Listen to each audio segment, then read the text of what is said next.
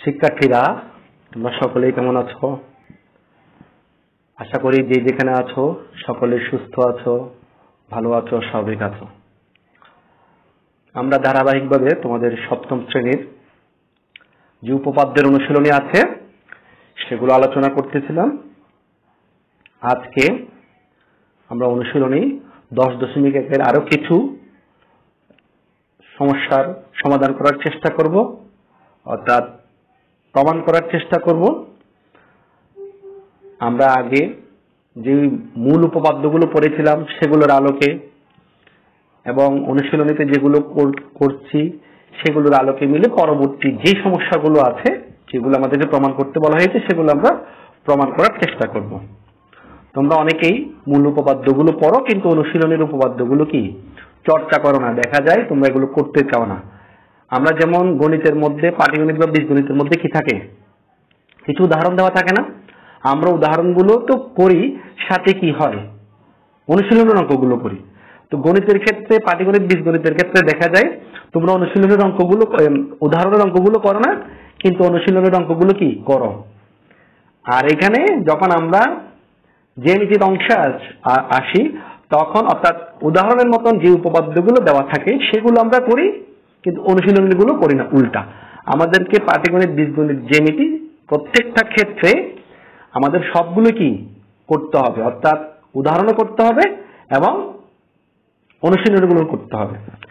আমরা যদি অনুশীলনীগুলো না করি তাহলে আমরা যেগুলো শিখলাম সেগুলো আমরা কতটুকু প্রয়োগ করতে পারি সেটা আমাদের কি হবে না, মানে যাচাই করা হবে না। তাহলে কথা না বাড়িয়ে চলো আজকে আমরা তোমাদের অনুশীলনী অধ্যায় 10-এর অনুশীলনী 10.1-এর যে 3 নাম্বার সমস্যাটি আছে সেটি কি করতে বলা হয়েছে, কি প্রমাণ করতে বলা হয়েছে সেটা আমরা দেখি। আমাদের একটা চিত্র দেওয়া আছে ABCD এবং তার আলোকে কিছু তথ্য দেওয়া আছে। বলা হয়েছে চিত্রে কোণ BAC সমান কোণ ACD। BAC অর্থাৎ এই কোণ BAC কোণ, এই কোণ আর কোণ ACD এই কোণ কি সমান বলে দেওয়া হয়েছে। ঠিক আছে, তাহলে এখানে আমি একটা টিক চিহ্ন দিয়ে রাখি, এটা সমান। এরপরে বলা আছে AB সমান BC, অর্থাৎ এই বাহু আর এই বাহু সমান, আর কিছু বলে দেওয়া নাই। এখন আমাদেরকে কি প্রমাণ করতে বলা হয়েছে? বলা হয়েছে প্রমাণ করো AD সমান BC, অর্থাৎ এই বাহু সমান এই বাহু। এটা আমাদের কি করতে হবে? প্রমাণ করতে হবে।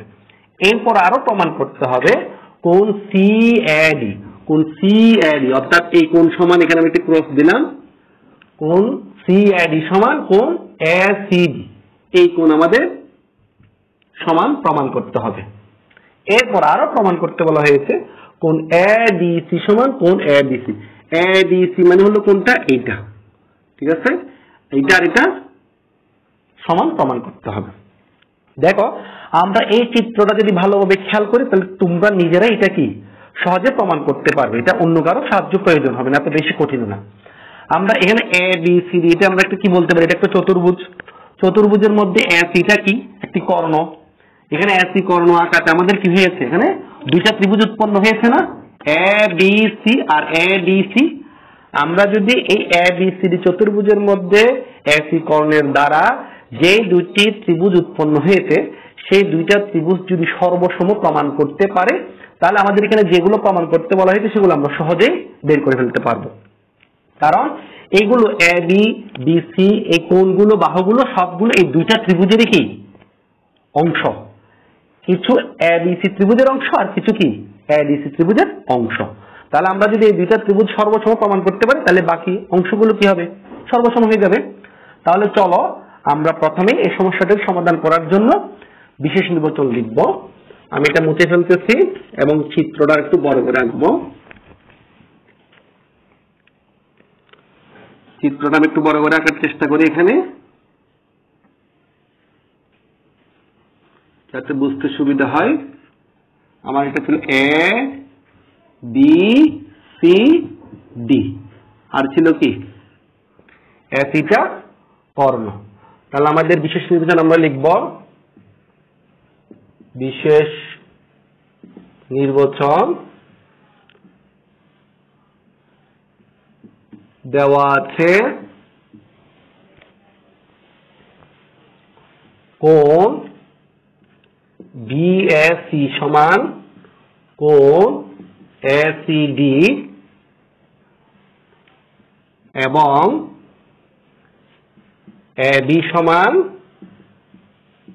ডিসি। এইটা আমাদের দেওয়া ছিল, অর্থাৎ এই কোণ আর এই কোণ সমান, এই বাহু আর এই বাহু সমান। প্রমাণ করতে হবে যে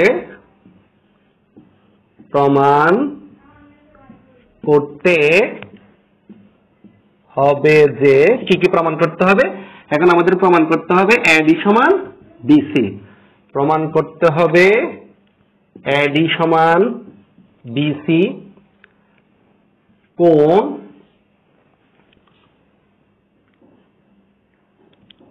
এসিবি এই কোণ সমান কোণ সিএডি এই কোণ সমান, এবং কোণ এডিসি সমান কোণ এবিসি। এটা আমাদের প্রমাণ করতে হবে। এইটা প্রমাণের জন্য আমাদের কি অঙ্কনের প্রয়োজন নেই, সেজন্য আমরা সরাসরি চলে যাব প্রমাণে। এখন দেখো, এই কর্ণটা এসি কর্ণটা থাকার কারণে এখানে এবিসি একটা ত্রিভুজ উৎপন্ন হয়েছে, এডিসি একটা ত্রিভুজ উৎপন্ন হয়েছে। আগে প্রথমে আমরা দেখবো এই দুইটা ত্রিভুজের মধ্যে কি কি সমান।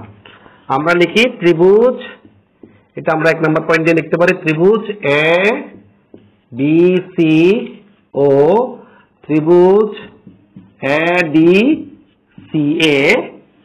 প্রথম আমাদের দেওয়া ছিল কি, প্রথম আমরা লিখি এ বি এবং ডিসি সমান, ত্রিভুজ এ বি সি এ বি সমান ডিসি, একটা বাহু সমান। এরপর খেয়াল করে দেখো, এই এ বি সি ত্রিভুজের মধ্যে এসি আছে, এ ডি সি ত্রিভুজের মধ্যে কি আছে, এসি আছে।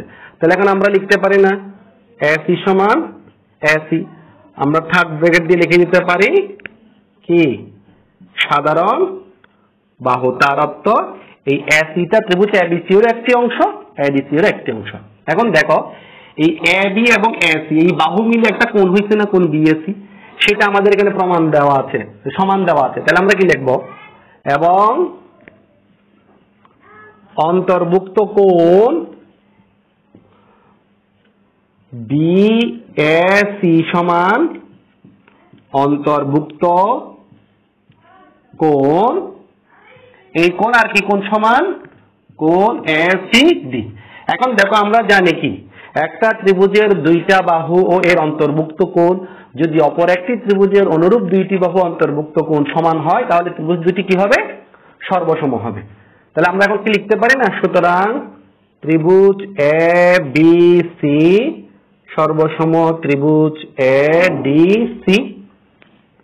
এখন দেখো, সর্বসম কথাটার অর্থ কি, একটা ত্রিভুজের 6টি অংশ, 3টা বাহু এবং 3টা কি কোণ, এর মধ্যে একটা বাহু সমান আমরা পেয়েছি, এবং কি এইটা সাধারণ বাহু, তাহলে বাকি বাহুটা কি সমান হবে না, এবং একটি কোণ সমান, বাকি দুইটা কোণও কি হবে, সমান হবে। সেখান থেকে আমরা এখন লিখতে পারি, আমাদের যা বলা হয়েছে তা আমরা সরাসরি এখন লিখতে পারবো। আমরা এখন লিখবো কি, এই জিনিসগুলো লিখবো। যেহেতু এই দুইটা ত্রিভুজ সর্বসম, সুতরাং আমরা লিখতে পারি, সুতরাং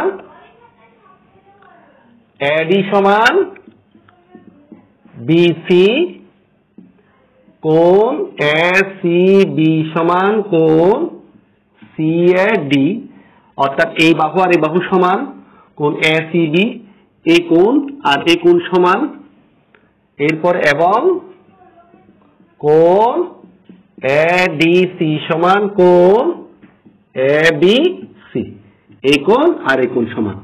আমাদেরকে এই 3টা জিনিসে প্রমাণ করতে বলা হয়েছে। তাহলে আমরা যেই জিনিসগুলো আগে জেনেছি সেগুলো থেকে আমাদের এই অনুশীলনের যে সমস্যাটা, এটাকে আমরা প্রমাণ করতে পেরেছি।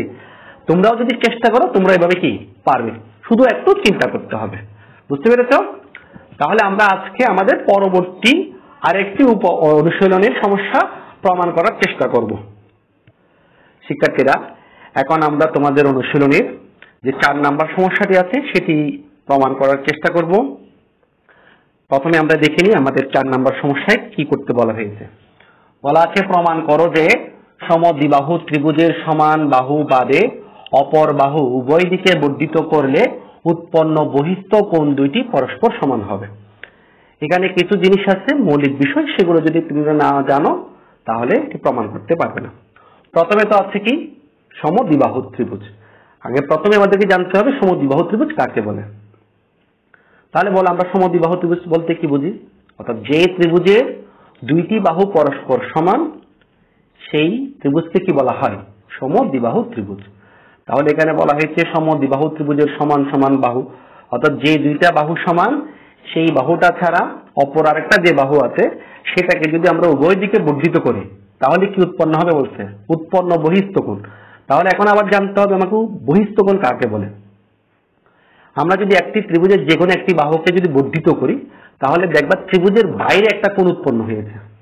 ত্রিভুজের বাইরে যে উৎপন্ন যে কোণ সেটাকে বলা হয় কি? বহিস্থ কোণ। অর্থাৎ বাইরেরটাকে বলা হয় বহিস্থ আর ভিতরেরটাকে বলা হয় অন্তস্থ। তাহলে এখানে আমাদের ত্রিভুজ সমদ্বিবাহু ত্রিভুজ এরকম কোনো চিত্র দেওয়া নেই, আমাদেরকে যে তথ্যটি দেওয়া আছে সেটার আলোকে আমাদেরকে প্রথমে চিত্র আঁকতে হবে এবং বিশেষ নির্বাচনে তার গাণিতিক রূপটা দিতে হবে, এরপর আমরা প্রমাণে যাব। তাহলে আমাদেরকে বলা হয়েছে সমদ্বিবাহু ত্রিভুজ। আমরা একটা সমদ্বিবাহু ত্রিভুজ আঁকার চেষ্টা করি। আমরা প্রথমে একটা সমদ্বিবাহু ত্রিভুজ আঁকলাম। এটা হলো কি? A B C. তাহলে সমদ্বিবাহু ত্রিভুজ আমি এখানে এই এ বি এবং এ সি বাহু দুটিকে কি ধরে নিলাম? সমান ধরে নিলাম।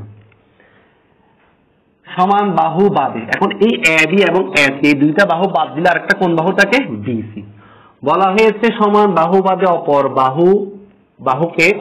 বাহুকে উভয় দিকে বর্ধিত করলে, তাহলে আমি এটাকে এই পাশে এদিকে বর্ধিত করলাম, এদিকে এই পাশে বর্ধিত করলাম। ধরে নিলাম এটাকে এই পর্যন্ত বর্ধিত করলাম, সিডি কে এই পর্যন্ত বর্ধিত করলাম, বিসি কে এফ পর্যন্ত বর্ধিত করলাম। এখন তোমরা দেখতে পাচ্ছ চিত্রের মধ্যে আমি বিসি বাহুকে বর্ধিত করায় এই ত্রিভুজটার বাইরে এদিকে একটা কোণ উৎপন্ন হয়েছে, এই পাশে একটা কোণ উৎপন্ন হয়েছে। উৎপন্ন কোণটার নাম কি? একটা হলো এ বি ই আর একটা হলো কি? A C F. আমাদেরকে আসলে এই কোণ দুইটা, এই বাইরের কোণ দুইটা সমান, এটি আমাদেরকে প্রমাণ করতে হবে। তাহলে আমরা এটার বিশেষ নির্বাচন লিখি।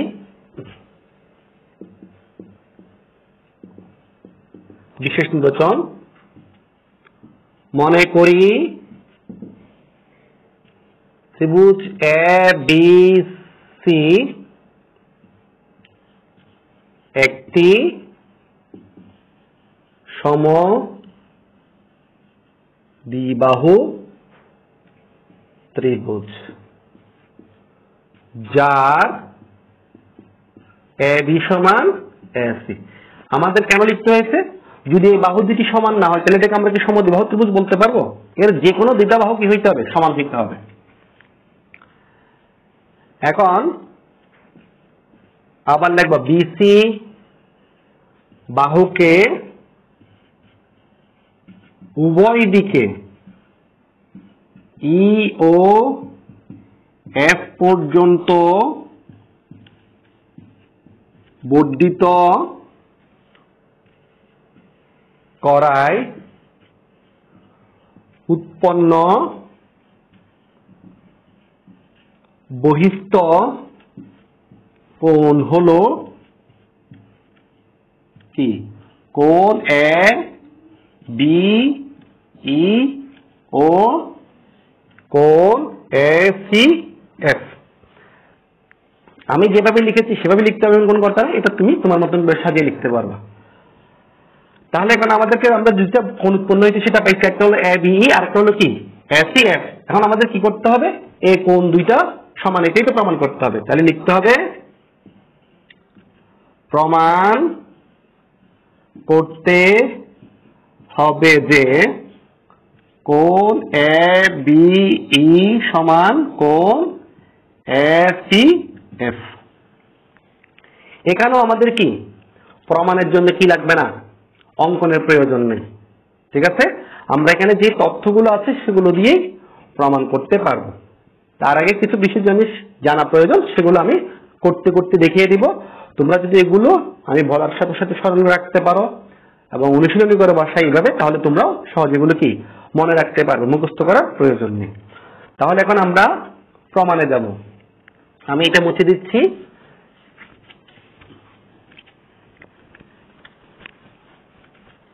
বিশেষ নির্বাচনটা থাক। এখন আমরা এটা প্রমাণ করব। তাহলে এখন আমরা প্রমাণে লিখব,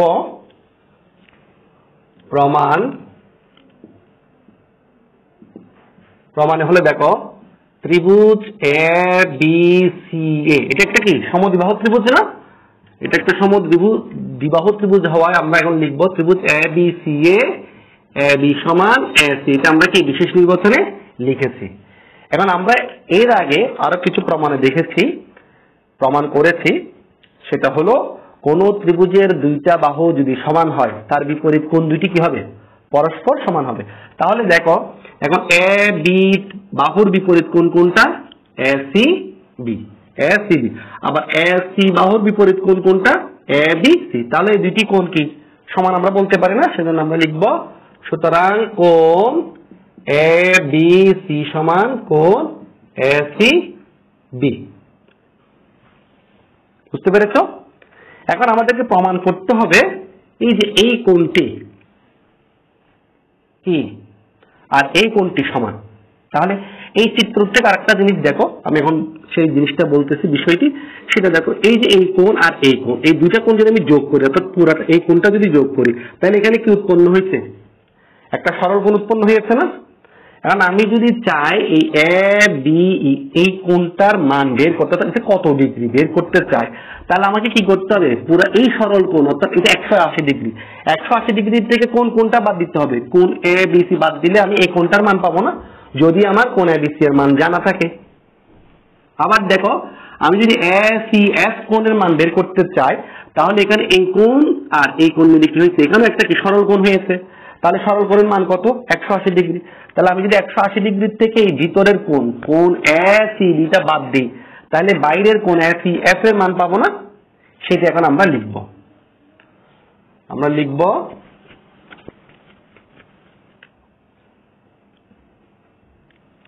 এটা আমরা 1 নাম্বার দিয়ে লিখি।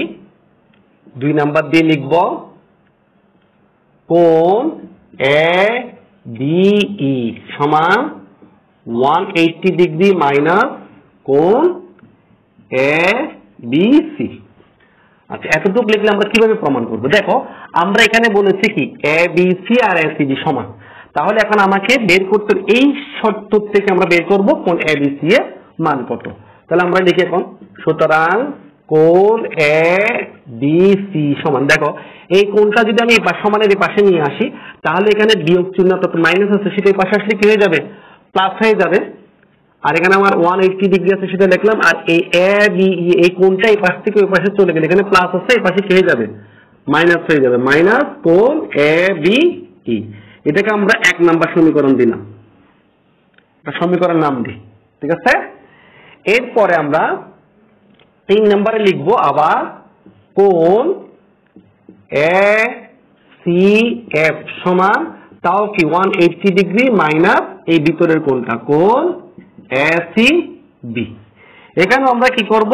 যেহেতু এ বি সি এর মান বের করেছি, এখানে আমরা কি করব? কোণ এ সি বি এর মান বের করব। তাহলে এখন লিখব সুতরাং কোণ এ সি বি সমান, এটাকে এই পাশে নিয়ে আসলাম, মাইনাস ছিল প্লাস হয়ে গেছে, 180 ডিগ্রি আছে লিখলাম, মাইনাস এটা এই পাশে নিয়ে যাব কোণ এ সি এফ।